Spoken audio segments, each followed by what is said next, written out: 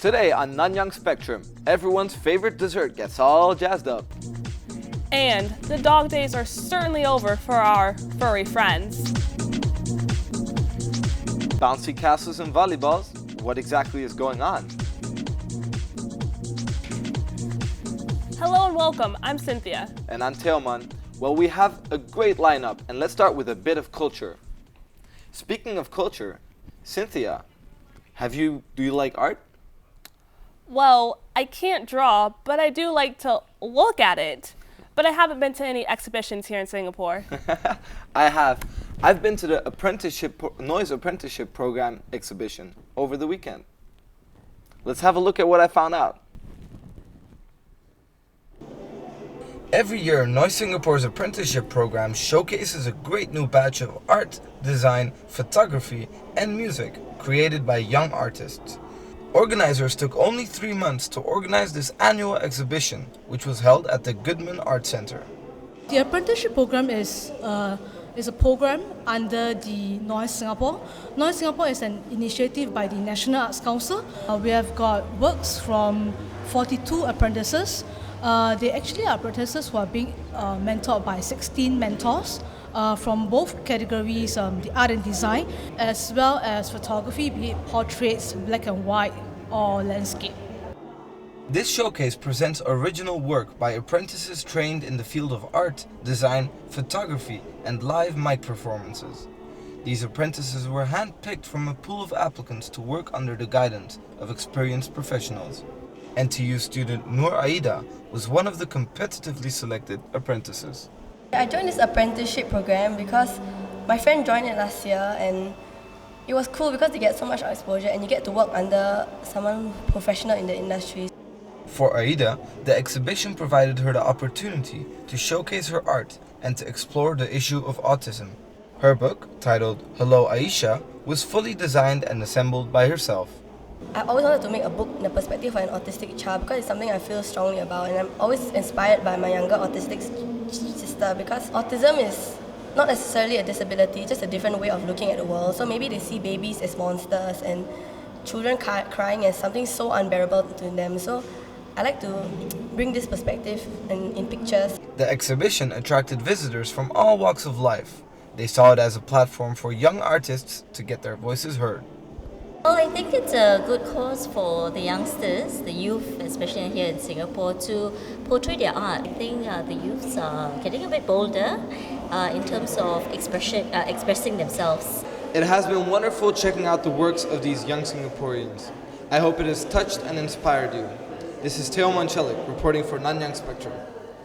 Well, after that story, I will certainly try to see a few more exhibitions here in Singapore. Now for something completely different. Teoman, I hear that you're a bit of an animal lover. Yeah, cats, fish, hamsters, ponies, unicorns, you name it. How about you? Well, I do have a soft spot for those little stuffed animals on the dashboard of cars. But just kidding. I really love puppies. Speaking of puppies, an event was held recently in Singapore to help house homeless dogs.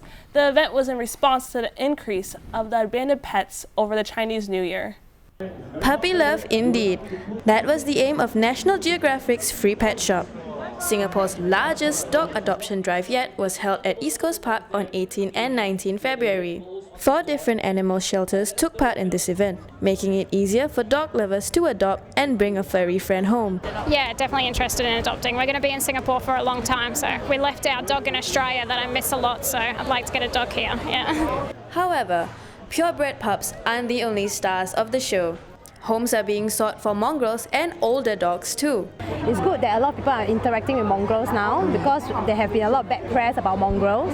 So now they have interacted with the good temperament ones, so hopefully they'll give mongrels a chance and also an old dog a chance also. Besides featuring dogs for adoption, talks and demonstrations on proper dog care were also conducted. One of the talks was conducted by Mr. Ricky Yeo, a self-declared dog listener. Well, as a dog listener, basically I'm what we call a behavioral consultant, right? I deal a lot with the behavior of dogs, right? So I'm not just a dog trainer.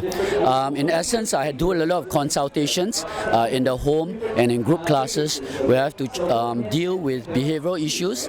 Not everyone can be a dog listener. However, there are still steps you can take. As dog owners, typically you will of course need to have the love and passion for dogs. Level of bonding is important, so spending time with them is important. Spending quality time is also important, right? And of course, there are little things that you can do, like doing the 3 C's, which I think is always important: being clear, calm, and consistent.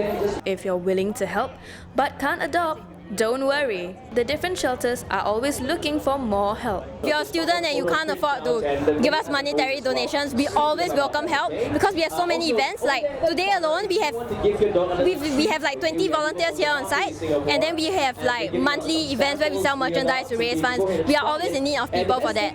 Collaborative efforts such as these are giving man's best friends better welfare. Perhaps for them, the dog days really are over. This is Taisha Khan reporting for Nanyang Spectrum.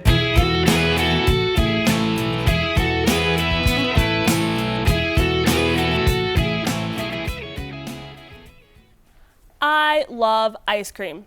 Did you know that ice cream was actually invented around 400 BC by the Persians? They would take a cup of snow and pour grape juice over it.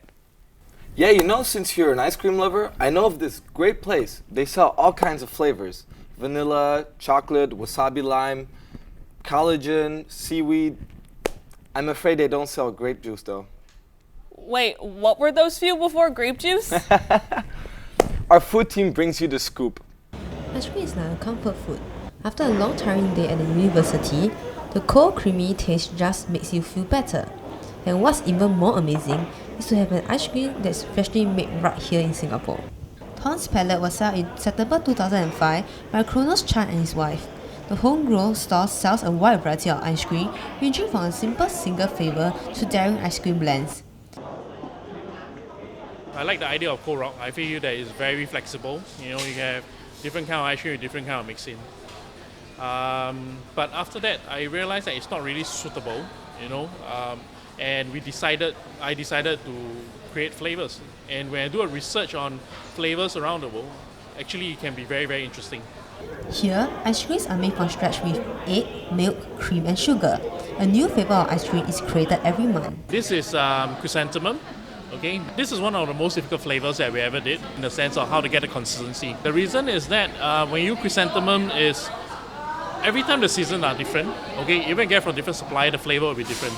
So you even use the same amount, okay, of flowers upon the milk and sugar, the taste might still varies. One of the most successful and weirdest flavours Mr. Chan has created is the salted egg yolk ice cream.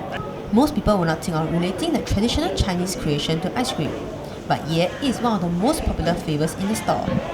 We did a lot of weird ice cream. We did like green pea curry, we did like onion, but salted egg, what we see is appear in a lot of everyday life, even in porridge, even in dim sum, in liu sha bao, you know, and that is one of the reasons people can accept it in an ice cream form. So if you're sick of plain old vanilla or chocolate ice cream, drop by Tom's Palette for a tasty adventure. This is Singing for Nanyang Spectrum.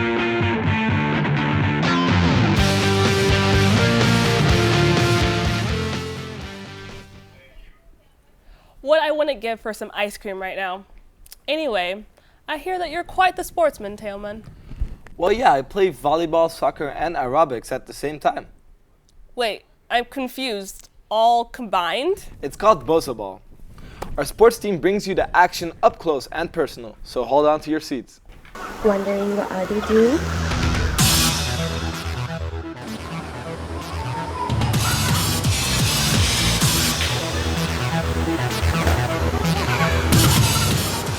We are doing Bosa Ball as a possible innovative approach to how we introduce sports to the students, because our school do not have a school field, and with the likes of Bosa Ball, which is a integration of volleyball, takraw, and probably gymnastics, we saw that as a new way to bring the sports to the school.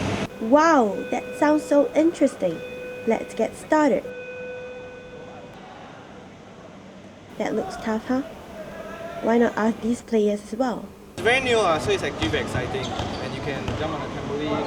And then there's a lot of mixture of gymnasts, volleyball, and futsal soccer. The most challenging part is actually stabilizing on the mat, the passing around, and then the setting up to the striker.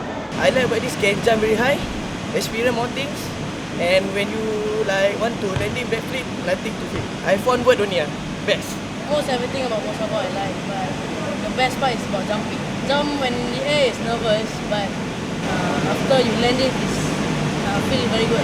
I like most about this game is enthusiasm that adds into me, the spirit of all the players, the teamwork that we have, and of course the parts and parcels that we have to go through, like the setting up and also the dismantling of Bosaba and also the techniques of play.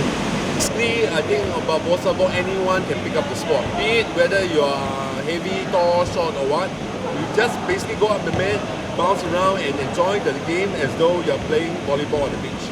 If you're interested in picking up Bosaba, check it out at www.bosaball.com.sg. For now, this is Winnie for Nanyang Spectrum. Hi-ya! Bosaball seems like a terrific sport, but I choose combat action. Whoa, calm down there, little Miss Ninja. I didn't know you did martial arts. Well, Mr. Multitasking Bosaball Man, our sports team did a Chambara report, and here's what they found out. Take a look. What do you do when you are stressed? Do you do this? Or this? Or how about this? At Takun Shinkan, students learn to fight with a variety of soft-padded weapons. The rule of Chambara is simple. Hit your opponents before they hit you. This sport is relatively safe and only a mask is needed for protection.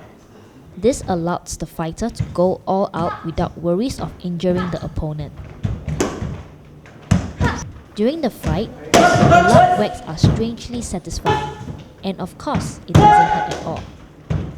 It's a chance to relieve stress during the schooling times, as you get to work people and people don't scold you, you get complimented instead. I find it interesting because I took interest in kendo, but obviously my fatigue does not allow me to do it well. So this is your alternative. Beginning it was quite tough. It was very fast paced and quite tiring when you do the sparring, but slowly you learn the techniques and stuff. Chambara is suitable for people of all ages. You can take up this sport as long as you're physically active and young at heart. Actually, the youngest are from 4 years old, all the way to 40 plus, 50 plus, right? Then from there, we have overseas also with our branches as well, all the way to 70, 80 years old. So remember, if you need a great and fun way to relieve stress, Sports Chambara is always a legal alternative to a knife fight. This is Chua Min Hui reporting for Nanyang Spectrum.